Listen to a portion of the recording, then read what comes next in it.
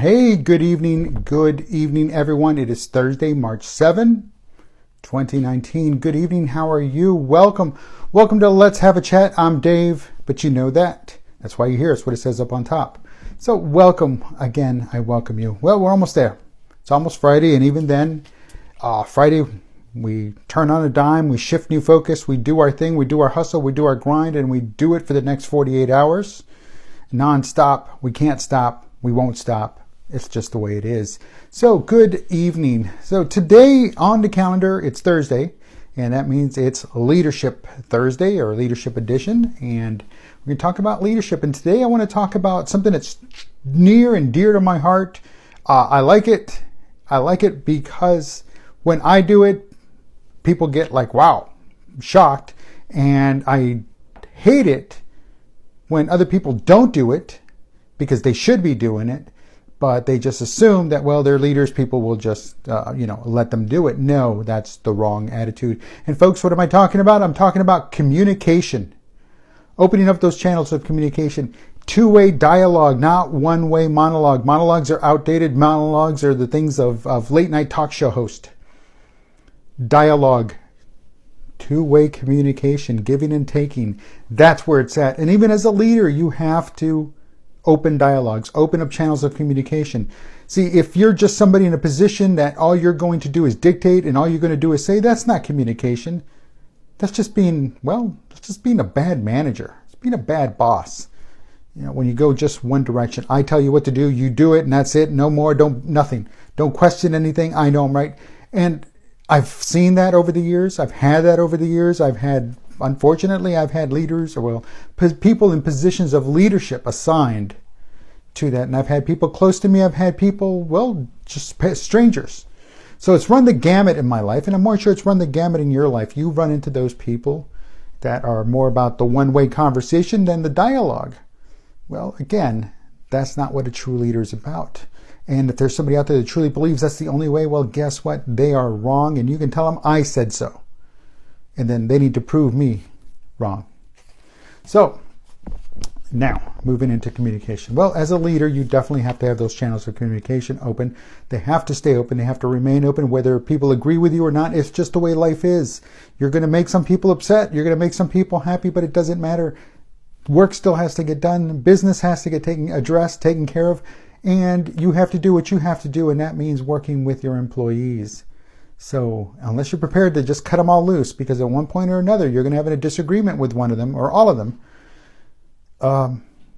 you can't. You just can't do it. That's just bad leadership. You want people to stick around. You want people to be motivated to come to work. You want people to say, hey, I like coming into work and I'm going to do that. So that being said, ensure that you understand that everybody and all your team members are not mind readers. You might tell them what to do. You might tell them needs to get done, but do you tell them the expectations? I need this done within 30 days. I need this done within 45 days. Do you share that mindset? Do you share that ability that they can step into your mind and read it? And how do you do it? Because you tell them. You don't just clam up and he should know. No, he doesn't know. Yes, he should know how to do his job, but he doesn't know the way you want to do it unless you tell him, this is how you want it done. I want this color red, not that color red. But all you said is paint the room red. See what I'm talking about? They're not mind readers. And guess what? If you follow somebody, if you've got a manager, you've got a director, you've got somebody above you, guess what? They don't read your minds. They don't read your mind. So it's, again, two-way street. No one can read anybody's mind. It's just in movies. It's just in movies and motion pictures. But that's it. So again, share your information. Don't just you should know. No, you shouldn't say you should know. Assume they don't know and go with that. And guess what? You won't be wrong. Share across. Share across. When you share to people, when you talk to people, when you're conveying information to people, you're sharing it with them. You're sharing across. You're not talking down to people. You're not belittling people. And if you have to talk down to somebody, it's a necessary evil, but it's a necessary rare evil. It's not something you do all the time, but what can you do? You have to talk across to people. If you're in that mindset of, I have to talk down to them, that's the only way they're going to understand. Well, guess what? That's not the only way people understand. People understand across. And if they still don't get it, then you start slowly angling down to the point that you're talking down. But it's not just automatically you talk down to people. No, you have to share that. You have to have that dialogue. Because again, that's how you understand people and that's how they understand you. And at that point, then that's when things happen. That's when the magic happens, folks. So ensure that you're doing that. Now, when you communicate with people, I'm a voice. I got to stand there in the same room. And we got to exchange information kind of person.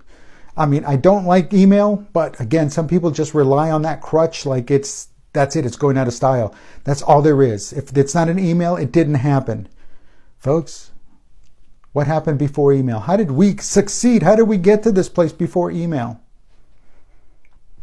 So again, talk to people, communicate with people, voice, then write it down as a follow-up. Write it down as a follow-up. Write it down to, well, that you did have a meeting, that you did meet. There's nothing wrong with that. But don't hold the meeting on email because, again, written word has a lot of ambiguity. It's a lot of like, what's he saying? Oh, did he capitalize that letter? He didn't capitalize that other one. What did he mean? What it means is you cannot convey emotion. You cannot convey the severity or the seriousness of a situation with just capital letters. It's not going to work. And an emoji, I know what a happy face is, and most people do, and most people know what all the emojis stand for. But again, how is that communication? You still have to speak to people, especially as a leader. You have to show them that, hey, you're not afraid to stand up there and talk with everybody. And that goes back to them where they're not afraid to come to you, especially in times of trouble. They need to come to you. So folks, it's a two-way street. Communication is the pinnacle of leadership. If you're a bad communicator, you're a bad leader. You have to communicate your intentions. You have to communicate the mission. You have to communicate the vision. And you also have to be receptive to them communicating back to you because it is a two-way street. Folks, it is Thursday.